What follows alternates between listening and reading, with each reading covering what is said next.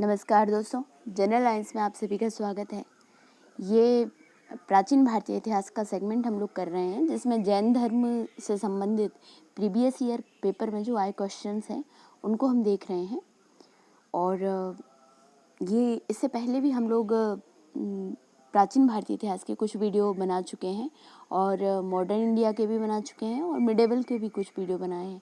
तो आप लोग डिस्क्रिप्शन में लिंक दी गई है, तो आपको जा सकते हो उससे। और आप हमारे चैनल को सब्सक्राइब ज़रूर करिए, ताकि और भी वीडियो बना रहे हैं और जो भी हमारे वीडियो हैं वो आप तक पहुंच सकें। तो आइए जैन धर्म का जो क्वेश्चन है, आज से क्वेश्चंस को स्टार्ट करते हैं। तो पहला है क्वेश्चन, जैन धर्म के संस्थापक हैं क्या है?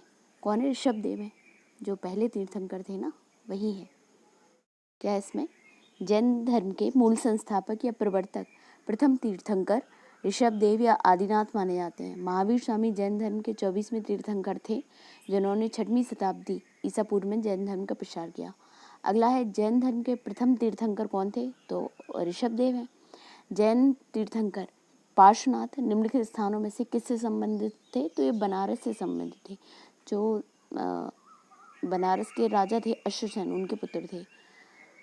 पार्श्वनाथ 23वें जैन तीर्थंकर थे। इनका जन्म बनारस के राजा अश्वसेन के यहाँ हुआ था। इनकी माता का नाम बामा देवी था और इनका चिन्ह सर्प है।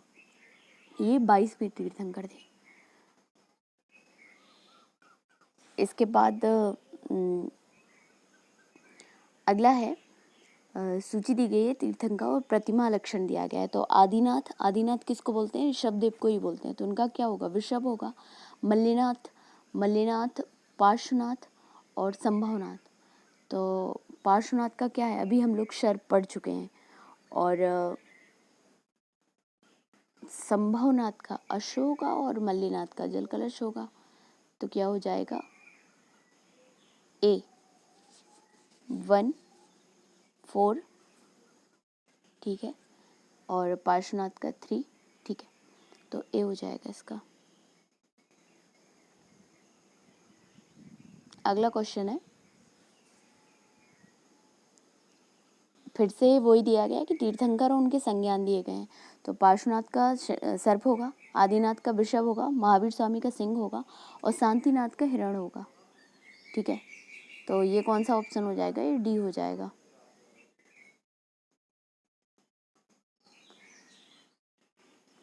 इसमें शांतिनाथ हिरण, इसमें भी सुमिलित ही करना है। तीर्थंकर और निर्वाण स्थान दिए गए हैं। तो ऋषभनाथ का, वासुपूज्य का, नेमिनाथ का, महावीर का। तो महावीर स्वामी का तो हम लोगों को पता है, पावपुरी है। और ऋषभनाथ का अष्टापद है और नेमिनाथ का उर्जंत है। लेकिन संबित शिखर इनका नहीं है, वासुपूज्य का नहीं है ये वाला।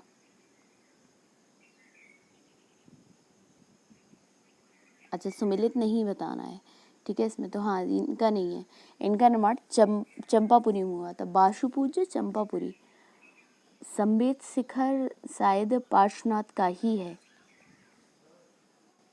चलिए आगे देखते हैं, आगे आएगा इसका। निम्नलिखित तीर्थंकर पर विचार कीजिए तथा उनके सही कालक्रमानुसार व्यवस्थित कीजिए। अभिनंदन, विमलनाथ, मुंशीव्रतनाथ, पद्म प्रभु। तो इसमें हो जाएगा,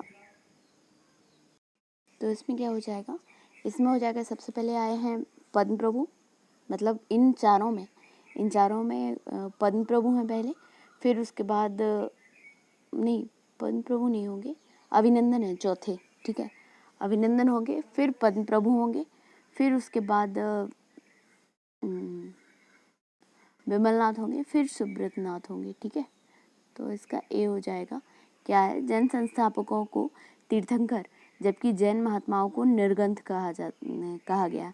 जैन धर्म में कुल 24 तीर्थंकर माने जाते हैं, जिन्होंने समय समय पर जैन धर्म का प्रचार प्रसार किया। ऋषभदेव, अजितनाथ, संभवनाथ, अभिनंदन और सुमतिनाथ। फिर उसके बाद पंत प्रभु, सुपाश और चंद्र प्रभु, पुष्पदंत जिन्हें सुबुदिनाथ, और फिर शीतलनाथ, फिर श्रेयांसनाथ, वासुपूज्य, विमलनाथ, अनंतनाथ और धर्मनाथ। शांतिनाथ 16वें हैं, फिर कुंथुनाथ, अरनाथ, मल्लेनाथ, मुनि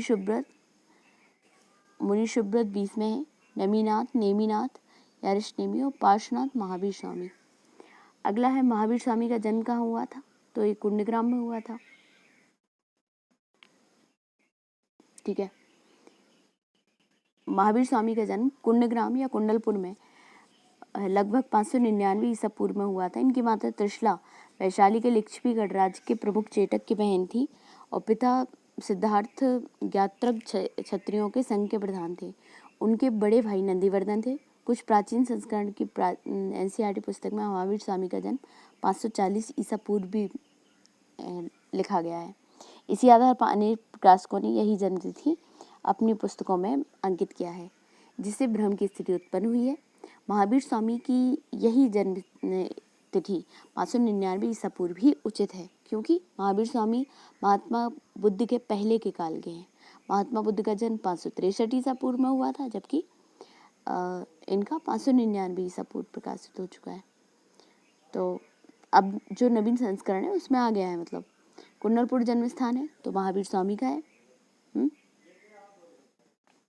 कहाँ है? कुंडलपुर किसका है? महावीर स्वामी का है। और आगे क्या है? जैन धर्म के प्रवर्तक महावीर जी का मोक्ष स्थान कहाँ पर स्थित है, तो इनका पावापुरी है। ये वहीं राजगीर, बिहार शरीफ राजगीर क्या है?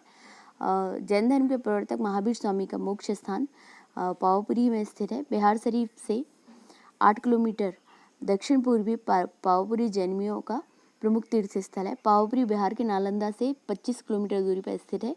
भगवान महावीर ने 527 ईसा पूर्व अर्थात 72 वर्ष की आयु में बिहार की पावापुरी में कार्तिक कृष्ण अमावस्या को निर्वाण प्राप्त हुआ था इन्हें। ठीक है, महावीर जैन की मृत्यु निम्नलिखित में से किस नगर में हुई, तो पावापुरी में हुई। तीर्थंकर शब्द संबंधित है, तो तीर्थंकर किससे कहते हैं? जैन धर्म से संबंधित है। उन्हीं तीर्थंकर 24 हैं और निर्वाण वाले अलग है ना इसमें। चलिए, तो तीर्थंकर शब्द जैन धर्म से संबंधित है। जैन धर्म में कुल 24 तीर्थंकर माने जाते हैं। इन्होंने समय समय पर जैन धर्म का प्रचार प्रसार किया। जैन धर्म के प्रथम तीर्थंकर शब्द है, वो अंतिम तीर्थंकर महावीर स्वामी हैं। जैन तीर्थंकरों के क्रम में अंतिम कौन था, तो महावीर स्वामी है। निम्नलिखित में से कौन एक जैन तीर्थंकर नहीं था? चंद्रप्रभु, नेमी, नाथ मुनि। नाथ मुनि नहीं है।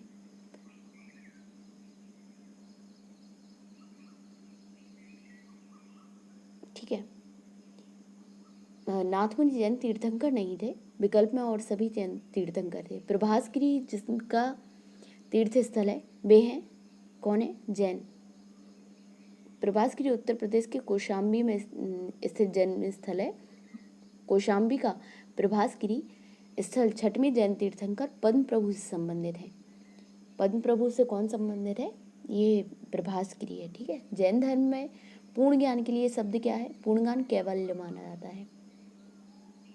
जब महावीर स्वामी को ज्ञान प्राप्त हुआ था ना, तो उसको ये बोलते हैं कि कैवल्य की प्राप्ति हुई थी। जैन धर्म में पूर्ण ज्ञान के लिए कैवल्य शब्द का प्रयोग किया जाता है। महावीर स्वामी को 12 वर्षों की कठोर तपस्या और साधना के पश्चात जम्बिका ग्राम के समीप ऋजुपालिका नदी के तट पर एक साल वृक्ष के नीचे कैवल्य प्राप्त हुआ था, फलतः वे कैवल्यन कहलाए। अगला है, महावीर स्वामी को किस नदी के तट पर ज्ञानोदय प्राप्त हुआ था, तो ऋजुपालिका नदी के किनारे। त्रिरत्न सिद्धांत, सम्यक धारण, सम्यक चरित्र, सम्यक ज्ञान किस धर्म की महिमा है, तो ये जैन धर्म की है। त्रिरत्न। जैन धर्म में मोक्ष के लिए 3 साधन आवश्यक बताए गए हैं, सम्यक धारण, सम्यक चरित्र, सम्यक ज्ञान। इन तीनों को जैन धर्म में त्रिरत्न की संज्ञा दी गई है। अगला है त्रिरत्न या 3 रत्न, जैसे सटीक ज्ञान, सच्ची आस्था और सटीक क्रिया निम्न में से किससे संबंधित है, तो जैन धर्म से संबंधित है।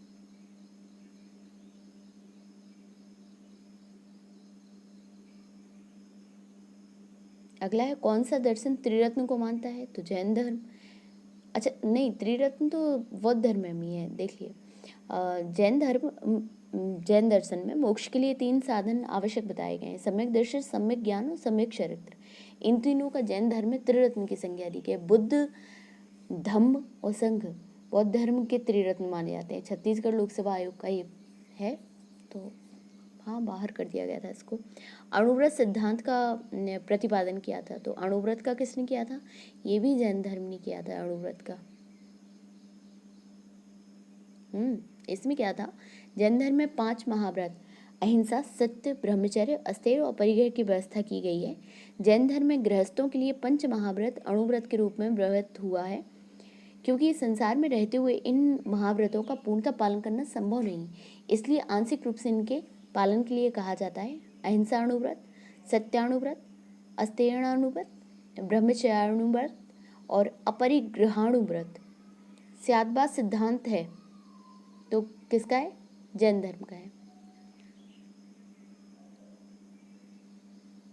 ठीक है। महावीर स्वामी जैन धर्म के 24वें तीर्थंकर थे। इन्होंने वेदों की अपौरुषेयता स्वीकार करने से इनकार कर दिया तथा धार्मिक सामाजिक रूढ़ियों एवं पाखंडों का विरोध किया। उन्होंने आत्मवादियों और नास्तिकों के एकांतिक मतों को छोड़कर बीच का मार्ग अपनाया, मध्यमवाद, जिसे अनेकांतवाद अथवा स्यादवाद कहा गया। मध्यमवाद किसका है? ये बौद्ध धर्म का है मध्यमवाद। और इनका क्या है? इन्होंने अनेकांतवाद और स्यादवाद को अपनाया था। स्यादवाद को सप्तभंगी न्याय के नाम से भी माना जाता है। यह ज्ञान के अपनी सापेक्षता का सिद्धांत है। ठीक है। स्यादवाद संबंधित है तो जैन धर्म से। निम्नलिखित से कौन कौन से सिद्धांत जैन धर्म से संबंधित है? अनेकांतवाद बिल्कुल, सर्वस्तिवाद, शून्यवाद और स्यादवाद। तो स्यादवाद और अनेकांतवाद है। शून्यवाद किसका है? ये नागार्जुन का है। और कौन से उससे है? ये होगा बौद्ध धर्म से रिलेटेड। ठीक है। तो अनेकांतवाद या स्यादवाद जैन धर्म से संबंधित है। महावीर स्वामी ने आत्मवादियों और नास्तिकों के एकांतिकों मतों को छोड़कर बीच का मार्ग अपनाया है, जिसे अनेकांतवाद या स्यादवाद कहा गया। स्यादवाद को सप्तभंगीय भी कहा जाता है। यह ज्ञान की सापेक्षता का सिद्धांत है। शून्यवाद बौद्ध धर्म का एक संप्रदाय है जिसके प्रवर्तक नागार्जुन है, जबकि सर्वस्तिवाद बौद्ध धर्म का एक संप्रदाय है जिसका मानना है कि तीनों काल में संसार की सभी वस्तुओं का अस्तित्व है। इसे व्यवहासिक भी कहते हैं, सर्वस्तिवाद को। ठीक है। अगला है जैन धर्म के अनुसार षष्ठी की रचना एवं पालन पोषण। तो क्या है?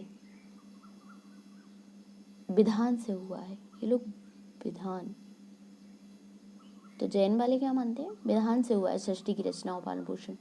जैन धर्म के अनुसार समस्त विश्व जीव और अजीब नामक दो नित्य एवं स्वतंत्र तत्वों से मिलकर बना है। जीव चेतन तत्व है जबकि अजीब अचेतन जड़ तत्व है। यह जीव से तात्पर्य उपनिषदों की सार्वभौमिक आत्मा से ना होकर व्यक्तिगत आत्मा से है। जैन मतानुसार आत्माएं अनेक होती हैं तथा षष्ठी के कण कण में जीवों का वास है। अतः विकल्प ए सही है, जिसमें उल्लिखित है कि जैन धर्म के अनुसार षष्ठी की रचना एवं पालन पोषण सार्वभौमिक विधान से हुआ है। इसका कोई संचालक या नियंत्रणकर्ता नहीं है। तो ये 25 क्वेश्चन हो गए। नेक्स्ट मुझे लगता है इसमें 50 क्वेश्चन होंगे, 50 या कुछ और हों तो, अच्छा 52 हैं इसमें। तो नेक्स्ट जो क्वेश्चन है वो हम लोग आगामी वीडियो में करेंगे। और आपको हमारा वीडियो अच्छा लगा हो तो उसे लाइक करिए और शेयर करिए, हमारे चैनल को सब्सक्राइब करिए ताकि हमारा और आपका जुड़ाव बना रहे।